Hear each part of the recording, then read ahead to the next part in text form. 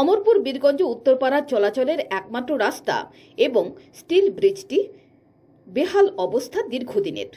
একদিকে এই রাস্তাটির পাড় ভেঙে চলে যাচ্ছে ছড়ার জলে, অন্যদিকে স্টিল ব্রিজটির বেহাল অবস্থা। এই বেহাল দশার কারণে দুর্ঘটনার কবলে পড়ল একটি ধান ভাঙার মেশিন। আহত এক ব্যক্তি। স্থানীয় মানুষের যাতায়াতের একমাত্র মাধ্যম এই রাস্তাটি। গোটা রাস্তাটি এবড়ো খেবড়ো। এটি একদম পাহাড়ি পথে পরিণত হয়েছে, ফলে প্রায় দুর্ঘটনা ঘটছে। পথ চলতি মানুষের হাত পা ভাঙছে, রোগীকে হাসপাতালে নিয়ে যাবার জন্য অ্যাম্বুলেন্স বা গাড়ি ঢুকতে পারছে না। বারবার পঞ্চায়েতে জানিয়েও কোনো লাভ হচ্ছে না, শুধু গাল ভরা আশ্বাস। স্থানীয় মানুষের বক্তব্য, রাস্তাটির উন্নতির জন্য বহু লড়াই করা হয়েছে।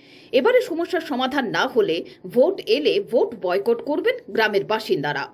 এবার 3 বছর হয়েছে আমাদের বর্তমান রুলিং সরকার আইসে, তারা করবো কইয়া আমাদের পঞ্চায়েতে তারা আজকে আমো কালকে আমো পরশুদিন আমো ইঞ্জিনিয়ার আইতেছে, এইভাবে অনেকদিন কইছে। তো এখন আমরা বর্তমান বিধায়ক রঞ্জিত দাস মহাশয়ের দৃষ্টি আকর্ষণ করছি, এবং এখানের আমার ফাল থেকে যেহেতু আমরা বাঁচতে পারে বাচ্চা কাচ্চা যে কোনো সময় মৃত্যু হইতে পারে।